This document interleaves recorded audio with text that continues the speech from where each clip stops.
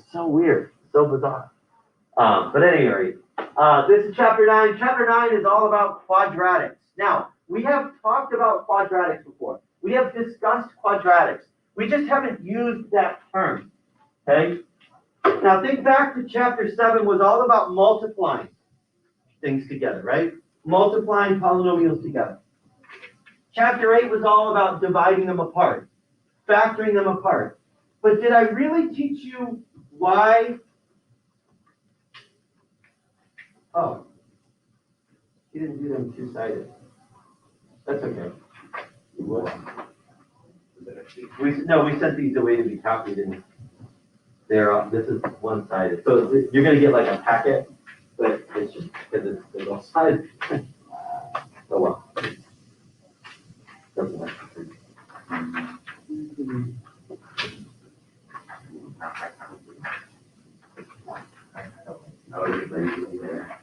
Take a couple trees, just enough.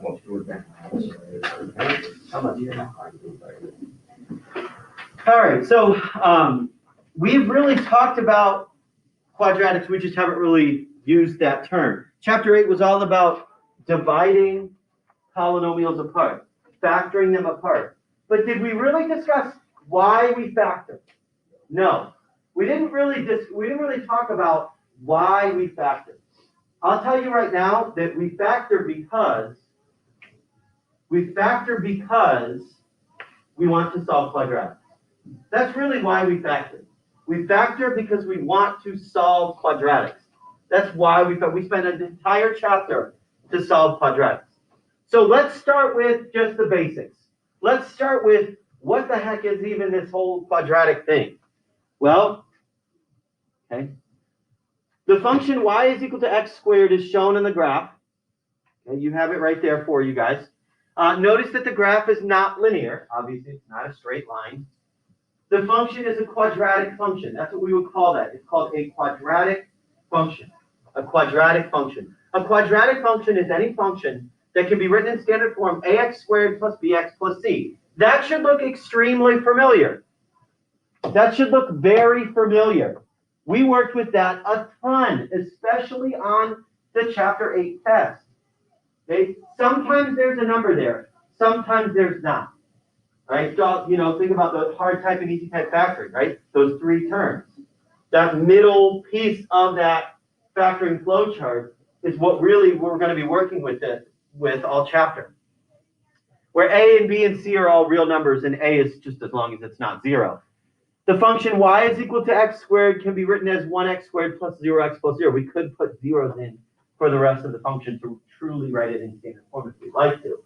But basically that y is equal to x squared is what's known as our parent function. It's the most simple type of function within that family, within the quadratic family, that y is equal to x squared. Okay? There's our function.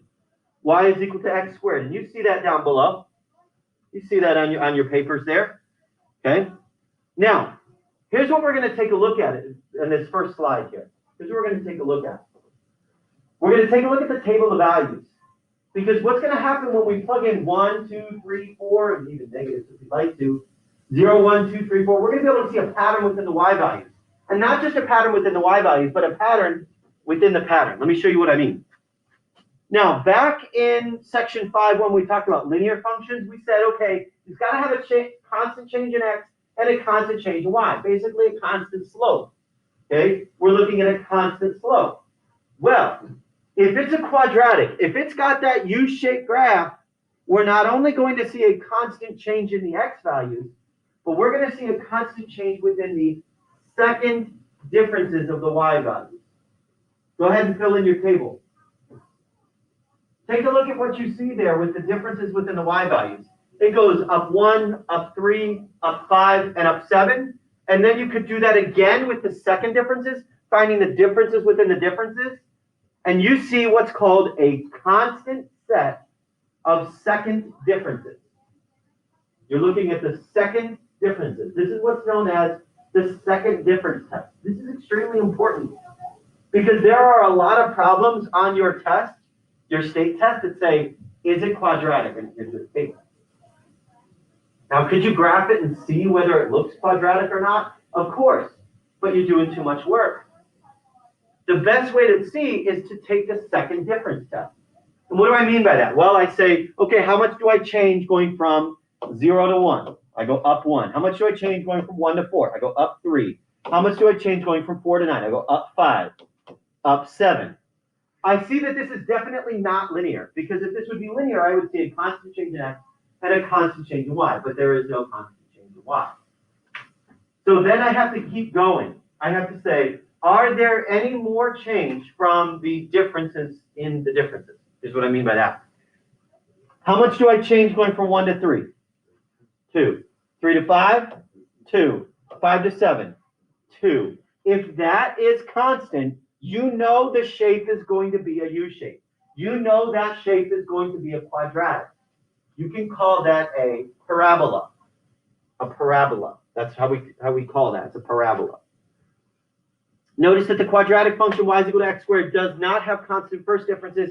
It has constant second differences. If you ever hear me say, or if you ever read the second difference test, this is what I'm talking about. The second difference test. Testing the second differences. Got to always be sure there's a constant change in the x values before you try to find the first or second differences. Take a look here.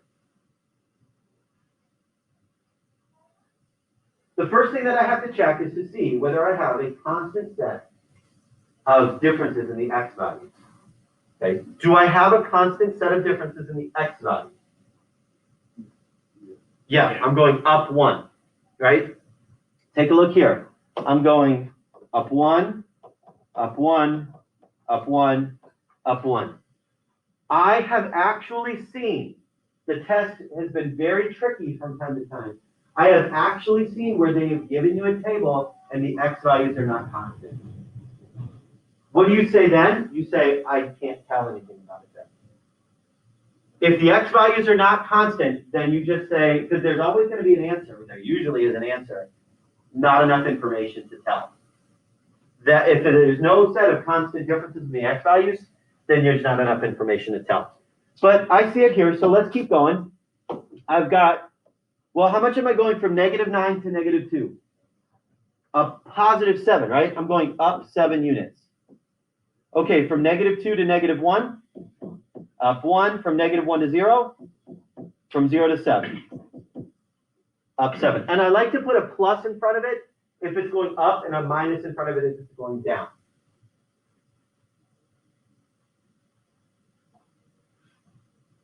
All right, so now let's check a difference within the differences. Right, differences within the differences. Well, from 7 to 1, down 6. From 1 to 1, 0. From 1 to 7, up 6. Is this quadratic? No. This is not quadratic. Okay, we would say this is not quadratic.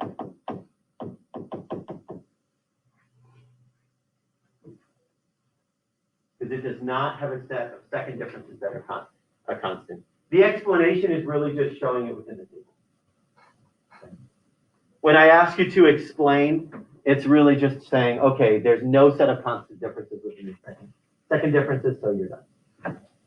Let's say, why don't you guys try the next one? Try the next one.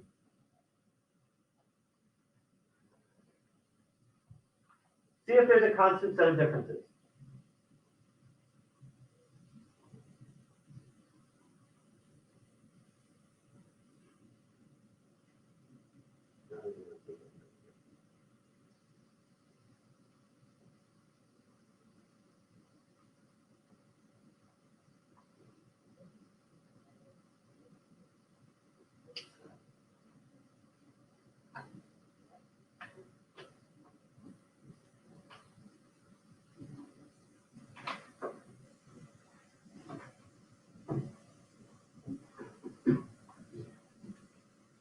First off, make sure you check to see if there's a constant set of differences for the x. All right.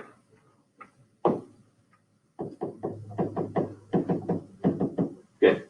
I go -1, -1, 0, 1, 2. I'm good with the x values. So let's check the y values. I'm going down 3, down 1, up 1, up 3. Make sure you put your pluses and your minuses in front of it. Because now, if you didn't, maybe you wouldn't have seen that this happens. How much am I changing going from -3 to -1? +2. From -1 to +1? +2.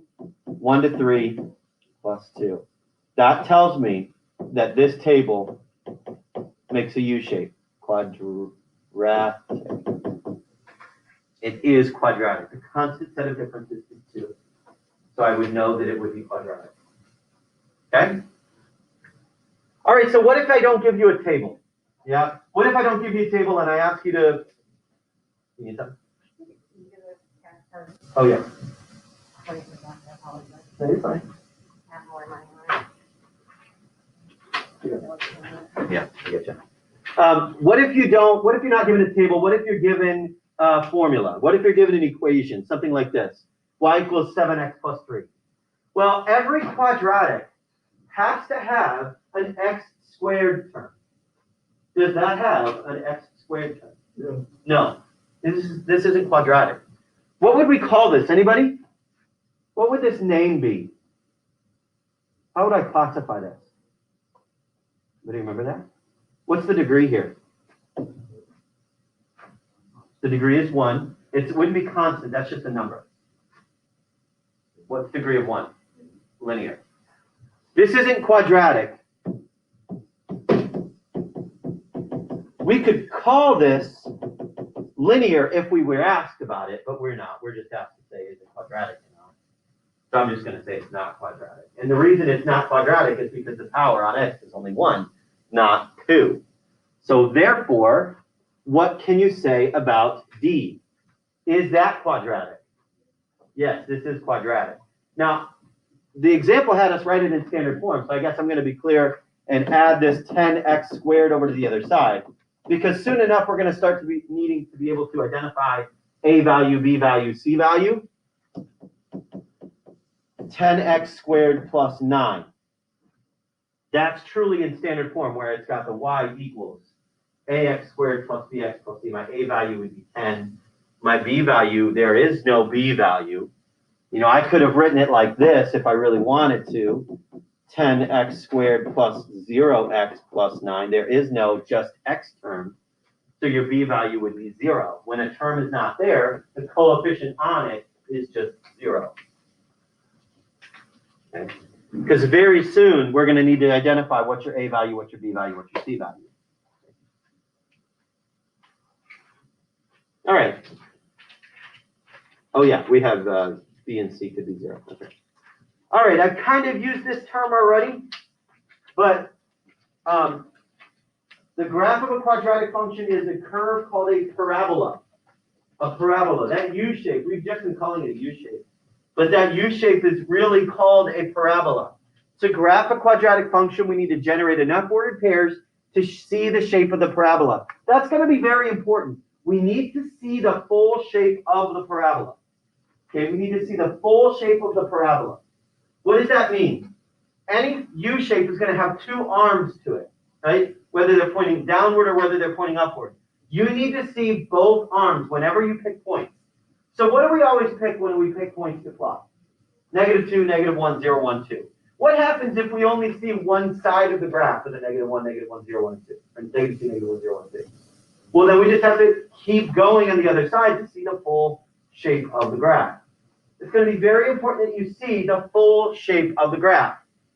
Connect the points with a smooth curve. So let's take a look here. Use a table of values to graph the quadratic function. Use a table of values to graph the quadratic function. Y is equal to x squared plus 2. So I'm just going to start off with our normal standard -2, -1, 0, 1, 2 and see what happens. So make your table with me. Because again, whenever we don't really know what the graph is going to look like, I know generally this is going to be a U shape, but I've got no idea where on the graph it goes. I know in general this is going to be a U shape. So when we don't know what's going to happen, let's just kind of like poke a stick at it and plot some points. All right, let's plug in -2. What should you use when you plug in a negative and square it? Parentheses. It's extremely important that you use parentheses. So I'm going to say negative 2 squared plus 2, and I get 6.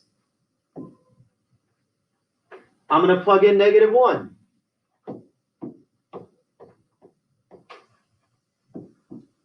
And I get 3. I'm going to plug in 0.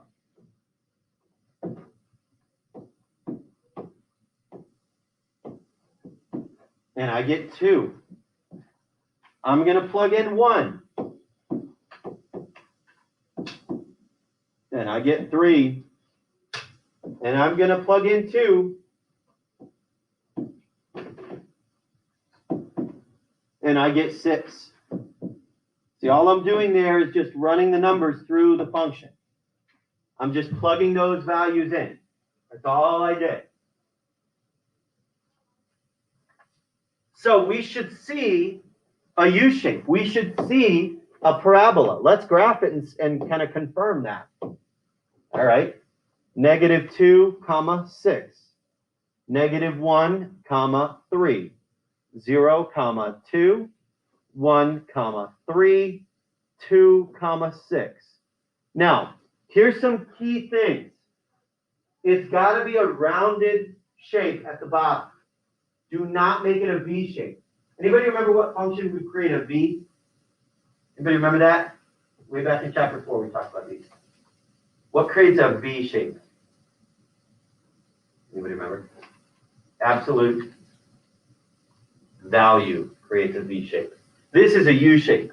Okay? Absolute value creates a V shape. This is a U shape. So curve it at the bottom, up on the left side, up on the right side. It should be symmetrical. We'll talk about that really important axis of symmetry here soon enough. All right, let's keep going. Let's do another one. Negative 3x squared plus 1. Well, when we don't know where it's going to end up, let's just plot our normal standard. Negative 2, negative 1, 0, 1, 2. Now, should the negative 3 go in parentheses when I square my x value? Should the negative 3 go in parentheses? No. Because the negative 3 is sitting out in front of the x squared. So watch here. Negative 3 times negative 2 squared plus 1. Okay, that's the way it should look when you plug it in your calculator. Plug that in, we get negative 11. Let's do the same thing with negative 1. Negative 3 times negative 1 squared. Yes, you're still using parentheses, but the only thing that goes in parentheses is what you're plugging in for x. Your negative 2, your negative 1, your 0, your 1, your 2. Negative 2. When I plug in 0,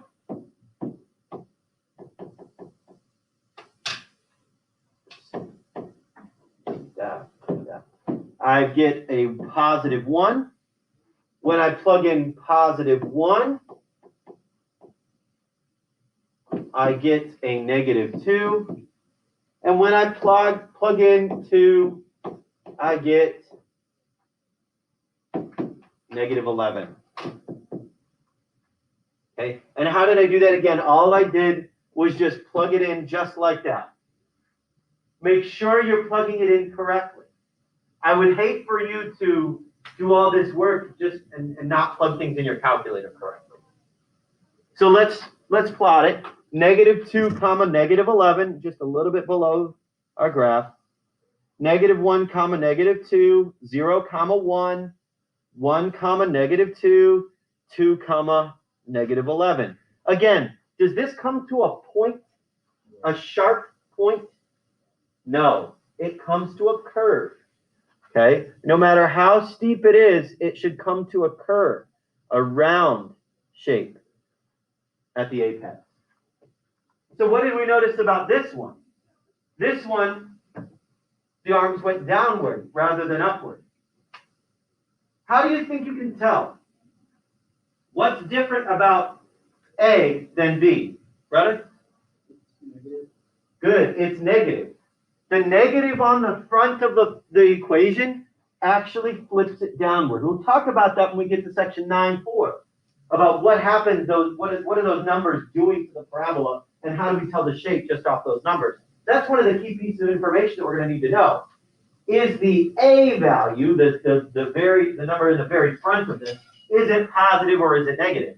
If it's negative, it flips it downward. If it's positive, it keeps it upward. And that's what you see on the next slide there, in the next paragraph there. As shown in the graphs in example 2, some parabolas open upward and some parabolas open downward. Notice that the only difference is the value of A, whether it be positive or negative. So in summary here, the parabola opens upward when A is greater than 0. It opens downward when A is less than 0. You know how I remember that? If A is positive, positive is a happy face. If A is negative, it's a sad face. That's how I remember that. If A is positive, it's a happy face. If A is negative, it's a sad face. Okay? So I always ask you, is the parabola happy or sad? How can you tell whether there's a negative out front or not? If there's a negative out front, it's a sad parabola, it's a frown face. If it's a positive out front, it's a happy face. All right. So tell whether the graph of the quadratic opens upward or downward, and then we're going to explain. So this should be pretty easy. However, we have to look at the A value when it's in standard form. Is this quadratic in standard form? No. The x squared must come first. So we're going to say y is equal to negative 3x squared plus 5x. Now it's in standard form. Now it goes in order from greatest to least in terms of the degree. What's my A value now? A value, negative 3. A value is the number out front. So my A value is negative 3. I don't care about the fact that it's a 3. We'll learn what that means later on. I care about the fact that this is negative. If this is negative, then it opens down. It's a frowny face. Okay? And the explanation is good enough to say A is negative. A is negative, so therefore it opens downward. Okay, let's keep it moving. Let's take a look at the next one there. Okay, is this in standard form? No, y is not alone. So let's get that x squared over to the other side. Let's get y completely alone. Let's add this 1/3 x squared over to the other side and put it in order on the right side. So y is equal to what, positive 1/3 x squared plus x minus 3. Now is it in standard form on the right side? Yes. What's my A value? 1/3. Positive 1/3. A is equal to a positive 1/3. I don't care about the fact that it's 1/3. I care about the fact that it's positive, which means that this opens upward. It's a happy face.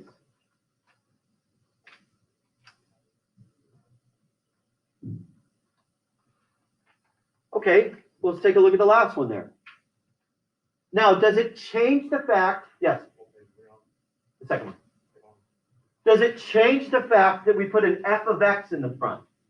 No, because f of x is just now in that function notation, that fancy notation, right? Just saying that the function here, this parabola, is that graph is a function. I'll tell you right now, every graph of a parabola is a function. They always will all pass the vertical line test. So do we ever need to write y?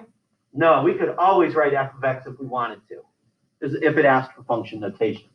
All right, so is this in standard form on the right side? Yes. What's my A value? Negative 4.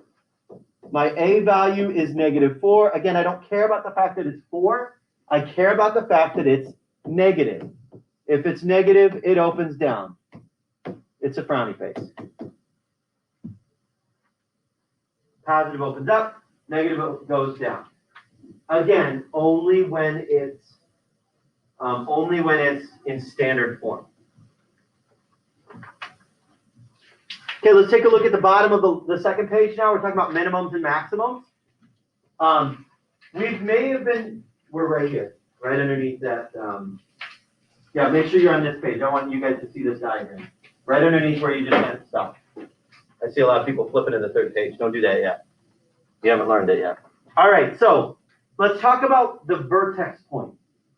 We talked earlier on today about that middle line, that axis, like the symmetry line, right? We saw how it was always symmetrical around the center line. But another key piece of information that we need when we're looking at parabolas is called the vertex. It's called the vertex. The vertex is the high point or low point of the parabola. It's the high point or low point of the parabola. Now, how do we tell? How do we distinguish between a high point or a low point?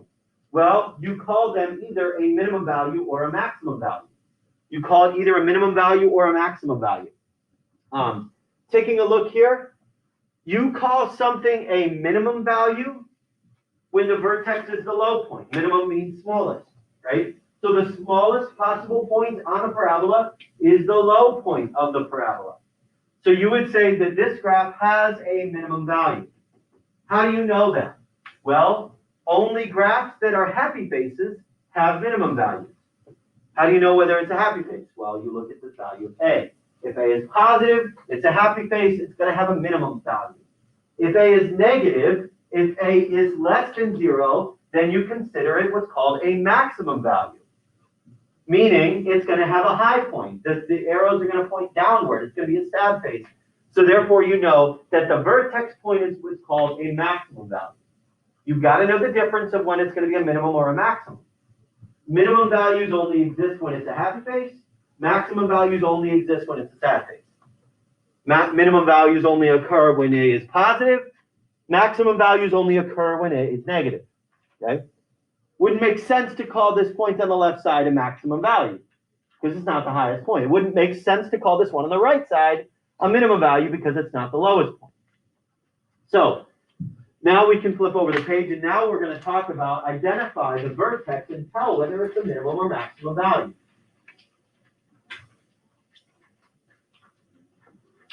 All right, so first thing we're going to do is pick out the coordinate.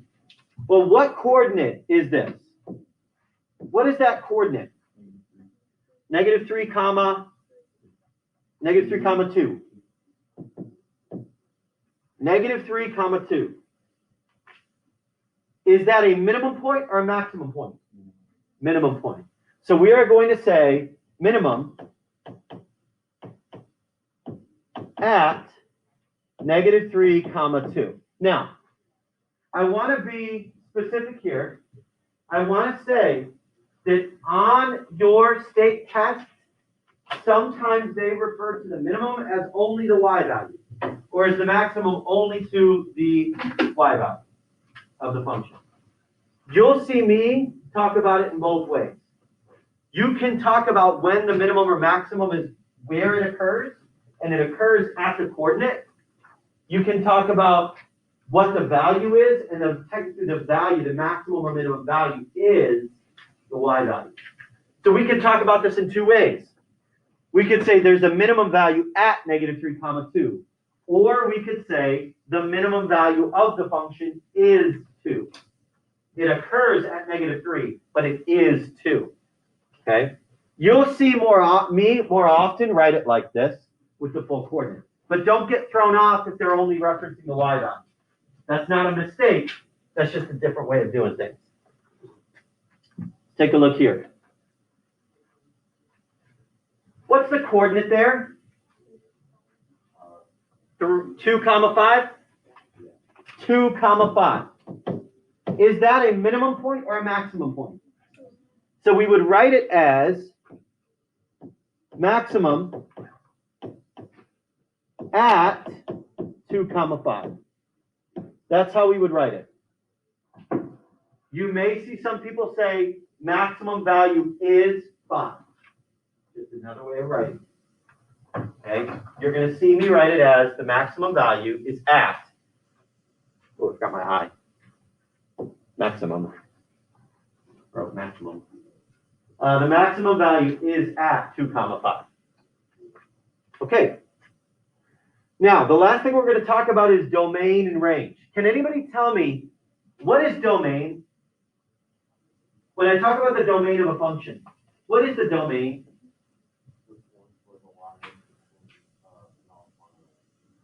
Good. It's on the x-axis. It's all the values for the x-coordinates, the x-axis. What is the range then? If domain is x, what is range? The y values, right? Okay, so let's think about the domain and range of any parabola.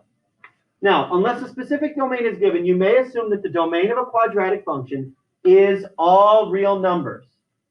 Let's star that, circle that, highlight that, whatever you want to do there. The domain of a quadratic function is all real numbers. That will never change, folks.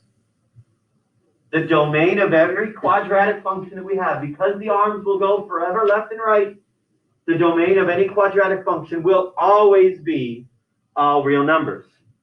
The range is dependent upon whether there's a minimum or maximum value. Okay? Take a look at the y value of the vertex. For the graph of y is equal to x squared minus 4x plus 5, which is shown over here, the range begins at the minimum value. So we say the range, that's what we have to write in there. The range is y is greater than or equal to 1. You look at where the y values end up. Okay? Whether they're greater than or less than that vertex point. Okay? So before we go, let's try a couple examples.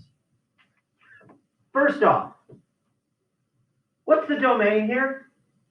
What's the domain of every quadratic? All real numbers. So we say the domain is going to be all real numbers. The range, all right, is this a minimum or maximum point? It's a maximum. It's a high point. So I know all of the y values occur below that line.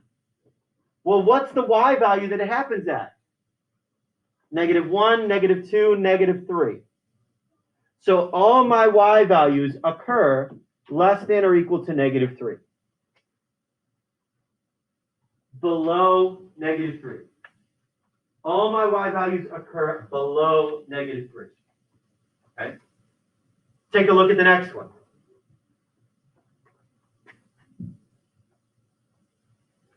What's my domain? Okay, domain for all of them are all real numbers. Cat's out of the bag there. The range, minimum or maximum point? Minimum. So that means all my y values are going to occur above that line. So y is greater than or equal to -4. No y values exist below -4. And then the last one here, the domain is all real numbers. And again, this is a maximum point. So I'm going to say it's less than or equal to, because everything's happening below 3. And that's how we have to identify domain and range. Okay. We've learned all the basics. Now what we're going to do is start adding things in. Okay? We're going to add things in. Keep adding things in. All right. So long, everybody at home.